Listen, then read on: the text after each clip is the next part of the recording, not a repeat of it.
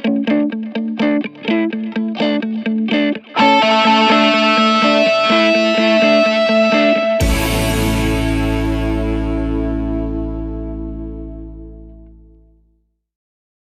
में से कितने लोग हैं जिनकी इंग्लिश बहुत अच्छी है, जो पूरे कॉन्फिडेंस से इंग्लिश बोल सकते हैं? सोच लेना, मैं यहाँ पे बिठा करके बुलवाऊंगा, सोच लेना।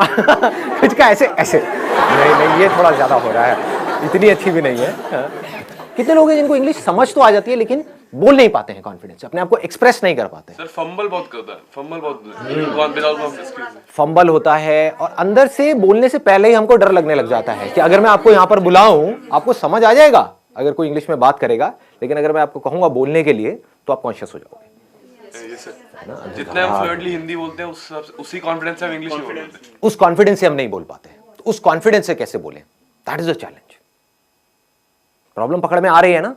मतलब ये सेशन उन लोगों के लिए नहीं है जिनको इंग्लिश समझ ही नहीं आती है, उनको तो पहले स्कूल जाना है, एबीसीडी पढ़नी है, ठीक है ना, बेसिक इंग्लिश सीखनी है। मैं बात कर रहा हूं उन लोगों की जिनको इंग्लिश समझ तो आती है लेकिन बोल नहीं सकते। अगर मैं उनसे पूछूं क्या समझ आया बताओ, इंग्लिश में बताओ, तो वो अटक जाएंगे वहां पर जाकर के। इसके पीछे रीजन क्या है, इस प्रॉब्लम की जड़ क्या है? एक तो है सुपरफिशियल लेवल के कुछ सॉल्यूशंस होते हैं, वो मैं आपको आकर के बताऊं कि देखो अपनी ग्रामर को ऐसे ठीक कर लो, ये कुछ वर्ड्स हैं अगर आप अपनी वोकैबुलरी में ऐड कर लोगे तो आपकी इंग्लिश अच्छी हो जाएगी, इंप्रेशन अच्छा हो जाएगा, व्हाटएवर। बट ये नहीं है प्रॉब्लम की जड़। प्रॉब्लम की जड़ कुछ और ही है।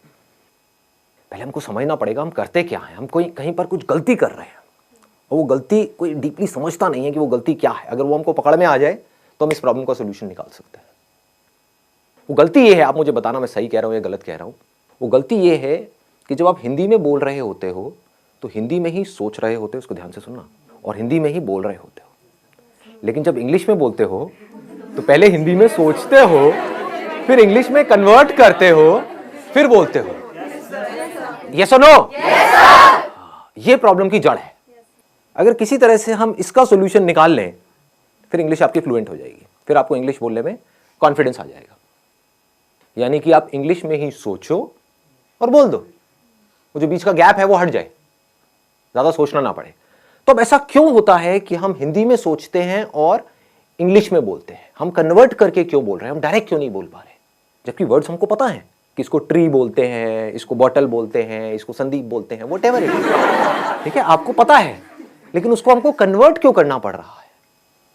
क्या जड़ है? आराम से सोचना, जल्दी में एकदम से बोलना मत, आराम से सोच करके बोलना। बताइए सर। एनवायरमेंट हमारा ऐसा है, हमारी अपब्रिंगिंग ऐसी है कि बचपन से जो हमारी हैबिट है, habit is the right word, कि हमारी हैबिट पड़ी हुई है हिंदी में सोचने की और हिंदी में बोलने की। तो ये सारा आदतों का खेल है। अगर डीपली हम समझ पाए कि हिंदी हमने कैसे सीखी और उन फंडों को अगर हम यहां पर अप्लाई कर पाए तो काम हो जाएगा, मतलब बड़ी आसानी से हो जाएगा।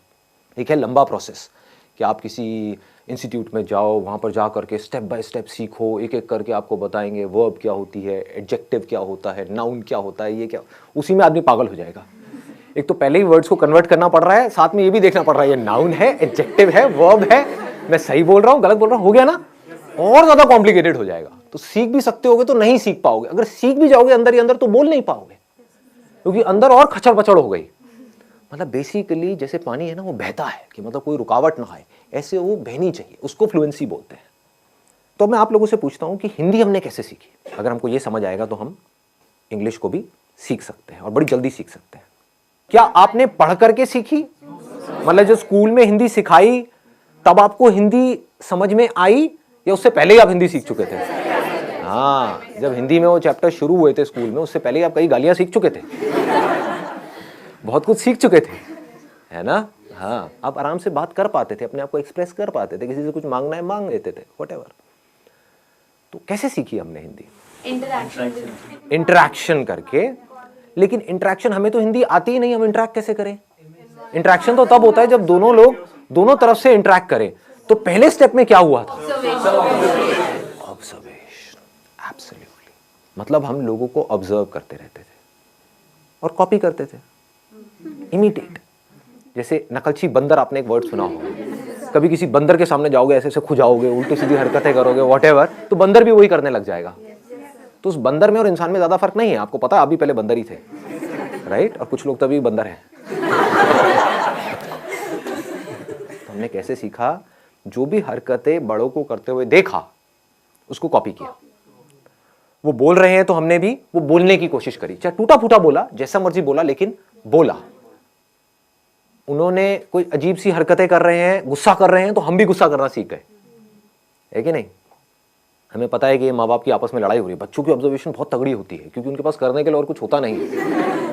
बैठे बैठे बस देखते रहते हैं, तो बच्चे ऑब्जर्व करते रहते हैं माँ बाप आपस में कैसे लड़ रहे हैं, कैसे माँ लड़ करके अपनी बात मनवा रही है बाप से, तो बच्चा वहां से सीख लेता है। बच्चे को समझ आ जाता है, अच्छा मुझे यही कुछ करना पड़ेगा, ऐसे नहीं मानने वाले, है ना? तो बच्चा टेंट्रम करना सीख जाता है और फिर उसको वो चीज मिल जाती है तो फिर अगली बार और टेंट्रम करता है, और ऐसे ही हम सीखते हैं। तो कहने का मतलब है हम हिंदी कैसे सीखे? देखते रहे, समझ नहीं आ रहा था क्योंकि जब हिंदी आती ही नहीं तो समझ कैसे आएगी, बट धीरे धीरे हम ऑब्जर्व करते रहे, समझते रहे कि जब ये इस तरह के वर्ड्स मुंह से निकलते हैं किसी के, तो उसके बाद में एक्शन क्या होता है, उसके साथ में क्या जुड़ा हुआ है। टॉय, तो इमीडिएटली हमको समझ आया इसको टॉय बोलते हैं, है ना? तो वहां पर बहुत सारी कंफ्यूजन भी होती है बच्चों के अंदर, क्योंकि वो कई बार गाड़ी को भी टॉय बोल देते हैं। क्यों? क्योंकि अभी क्लियर नहीं हुआ है कि टॉय क्या है। लेकिन फिर क्या हुआ, धीरे धीरे उन्होंने बोलना शुरू किया, गलतियां करी, करते एफर्टलेसली कम्युनिकेशन होने लग गया, इंटरेक्शन होने लग गया। उस इंटरेक्शन से क्या हुआ कि अब वो जो सोच रहे थे वही वो बोल रहे थे, वहां पर कोई कॉन्फ्लिक्ट नहीं था। बच्चों की यही खास बात है, बच्चों के अंदर कोई फिल्टर नहीं है, दिस इज द ब्यूटी, इसीलिए बच्चे बड़ी जल्दी सीखते हैं। तो पहला स्टेप हमको पकड़ में आ गया, ऑब्जर्वेशन। दूसरा है प्रैक्टिस। अब यहां पर एक बहुत बड़ी प्रॉब्लम है, वो आप बताओ मुझे क्या है? प्रैक्टिस करने में, प्रैक्टिस करे कहां और किसके साथ करें? आप समझ गए ना? हमको पता है ये सारी बातें, लेकिन हम एक पॉइंट पे जाकर के अटक जाते हैं, उसके आगे नहीं बढ़ पाते। अब मैं उसके और एक लेवल डीप में जाने वाला हूं। प्रैक्टिस कहां करें, किसके साथ करें, कैसे करें? दोस्तों से करोगे तो वो माँ बहन की गालियां निकालने लग जाएंगे, है कि नहीं? घर में आप किसी से बात करोगे, अपनी मदर से करोगे, तो आपकी इंग्लिश जो बची खुची है वो भी खराब हो जाएगी।